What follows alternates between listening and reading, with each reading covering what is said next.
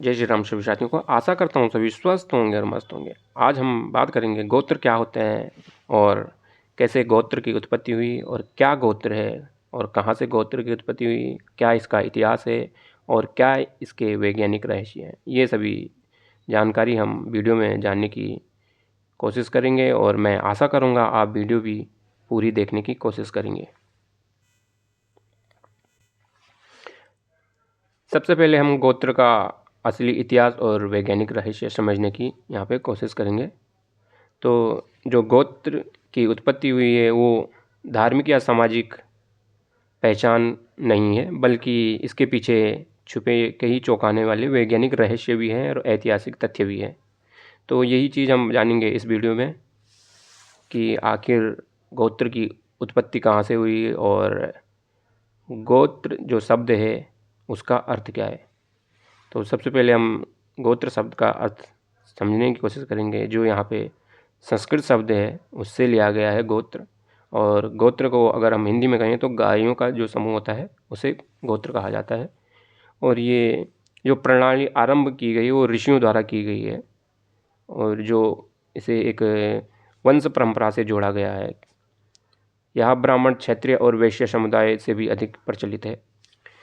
गोत्र की उत्पत्ति जो हुई वो हुई है 7 ऋषियों द्वारा।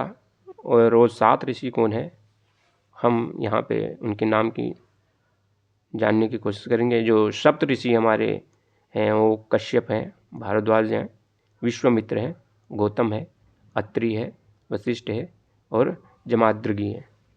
तो इन्हीं सप्त ऋषियों द्वारा हमारा गोत्र बना है, मतलब गोत्र की जो उत्पत्ति हुई है इन्हीं सप्तऋषि के द्वारा हुई है। और जो ये सप्तऋषि थी ये आपस मतलब आप में ही धार्मिक गुरु नहीं थे, बल्कि एक समाज के प्रति इनका नैतिकता, विज्ञान और सांस्कृतिक के नियम को सिखाया इन्होंने। और उनके नाम पर वंश परंपरा की शुरुआत हुई है, जिससे हमें आज गोत्र कहते हैं। तो यहीं से गोत्र की उत्पत्ति हुई है। और मैं पहले ही बता चुका हूँ कि गोत्र के का जो नाम है वो क्या नाम से जोड़ा गया है। और यहाँ पे जो एक रोचक तथ्य है वो है कि जो गोत्र का जनक कहा जाता है वो महर्षि कश्यप जी को कहा जाता है, क्योंकि वो एक आदिम मानव जाति के संरक्षक थे। इसी वजह से उन्हें गोत्र का जनक भी कहा जाता है। वहीं हम थोड़ा सा गोत्र का वैज्ञानिक आधार समझने की कोशिश करेंगे यहाँ पे। जैसे कि हमारा डीएनए या जीन कहें, तो जो गोत्र प्रणाली होती है वो जीन विविधता होती है कि मतलब एक सुनिश्चित करती है कि ये मेरे गोत्र का है। तो आपने देखा होगा जब हम कहते हैं कि सेम गोत्र का है या समान गोत्र का है तो आपस में शादी नहीं करते हैं। तो उसका ये रीज़न होता है कि जब समान गोत्र के आपस में शादी करते हैं तो स्वास्थ्य जो होता है वो कमज़ोर पड़ जाता है हमारा, ठीक है, हमें बीमारियां होने के चांस ज़्यादा रहते हैं। इस वजह से समान गोत्र में शादी नहीं की जाती है, ये साइंटिफिक रीज़न है इसका। और वहीं अगर पारिवारिक पहचान का तरीका अगर किया जाए, माना मैं अपने तीसरी या चौथी पीढ़ी जो पहले थी मेरी, उसे पहचानने की कोशिश करूँगा कि कैसे मैं पहचानूँ कि ये मेरा गोत्र का है। तो जो समान गोत्र का, माना मेरा भारद्वाज गोत्र है, तो अगर मेरे को भारद्वाज गोत्र का कोई तीसरी या चौथी पीढ़ी का व्यक्ति मिलता है या ये कहता है कि वो भी भारद्वाज गोत्र का, तो वो मेरी ही गोत्र का था, मेरी ही वंशावली का था, ठीक है। गोत्र से जुड़े अनजाने तथ्य और परंपराओं के बारे में थोड़ा सा जानने की कोशिश करेंगे हम। 49 से अधिक गोत्र हैं, 49 से अधिक गोत्र हैं। मूलतः गोत्र 49 से अधिक थे अब तक, लेकिन समय समय पर गोत्र की संख्या बढ़ती गई। मतलब अब कहने का मतलब जो मूलतः गोत्र थे वो 49 गोत्र थे, लेकिन अब धीरे धीरे बहुत सारे गोत्र हो चुके हैं। जैसे जैसे जनसंख्या बढ़ रही है वैसे वैसे गोत्र भी बढ़ते गए। महिलाओं का गोत्र बदलना, क्या महिलाओं का गोत्र बदलता है? तो शादी के बाद महिलाओं का गोत्र बदला जाता है, जो परिवार के बीच के रिश्तों को संतुलित रखने के लिए किया जाता है। गोत्र और नक्षत्र। जो गोत्र और नक्षत्र होते हैं, दक्षिण भारत में शादी तय करते समय गोत्र के साथ नक्षत्र का भी ध्यान दिया जाता है।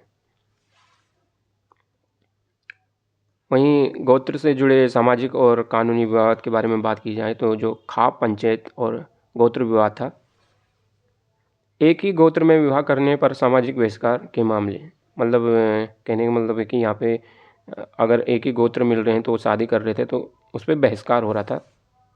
और कानूनी दृष्टि से एक ही गोत्र में विवाह अब वैध है, लेकिन सामाजिक तौर पर इसे स्वीकारने की दिक्कत होती है। जैसे कानूनी तौर पे देखा जाए तो कहा गया कि माना एक ही गोत्र का है कोई तो आपस में शादी कर सकता है, लेकिन सामाजिक तौर पे इसे स्वीकार नहीं किया गया। आधुनिक समय में अगर गोत्र का महत्व की बात की जाए तो आज के समय में लोग अपने गोत्र को भूलते जा रहे हैं। इसे संरक्षित रखना हमारी परंपराओं का पहचान है और हमें इसे जीवित रखना चाहिए। अब यहाँ पे कुछ सवाल हैं। गोत्र क्यों बनाया गया? गोत्र हमारे पूर्वजों की पहचान है और वंश परंपरा को सुरक्षित रखने के लिए बनाया गया है। जैसे कि मैं पहले बता चुका हूँ कि एक वंशावली जैसे पता चले कि ये मेरा पूर्वज था, ये मेरा वो था, इससे पहले मतलब इससे मेरा संबंध था कि हमारी जो पीढ़ी दर पीढ़ी चलती आ रही इनसे हमारी उत्पत्ति हुई, तो इसकी पहचान के लिए ऋषि मुनियों ने गोत्र बनाए थे। सवाल है कि क्या गोत्र बदला जा सकता है? तो परंपरागत रूप से नहीं, लेकिन शादी या धर्मांतरण के बाद कुछ परिवर्तन हो सकता है। गोत्र तो वैसे बदला नहीं जा सकता है, लेकिन जैसे कि परंपरागत रूप से नहीं बदला जा सकता। यदि शादी, जैसे लड़की को बताया कि शादी के बाद लड़की का गोत्र बदल जाता है, लेकिन कुछ जगह पे कोई धर्मांतरण कर लेता है तो वहाँ पे गोत्र भी बदल दिए जाते हैं, बदल सकते हैं, ये कह सकते हैं। यहाँ पे बदल दिए नहीं जाते हैं, खुद बदल सकते हैं। क्या गोत्र का उपयोग पूजा में ज़रूरी है? तो हाँ, ज़रूरी है। हवन या पूजा के समय में हमें अपना गोत्र बताना होता है। जब पंडित जी पूजा करते हैं तो वहाँ पे पंडित जी पूछते हैं कि आपका गोत्र क्या है, तो आपको अपना गोत्र याद होना चाहिए और आप वहाँ पे बताते हैं कि मेरा गोत्र ये है। तो वहीं बात की जाए तो गोत्र केवल एक नाम ही नहीं है, यह हमारे पूर्वजों और उनके ज्ञान और परंपराओं का प्रतीक है। तो हमारा भी एक कर्तव्य बनता है कि हम अपने गोत्र को, सांस्कृतिक धरोहर को संरक्षित करने की कोशिश करें और इसे आगे बढ़ाने की कोशिश करें और अपने गोत्र को ना भूलें, अपने सांस्कृतिक और सामाजिक धरोहर को संरक्षित करने की कोशिश करें।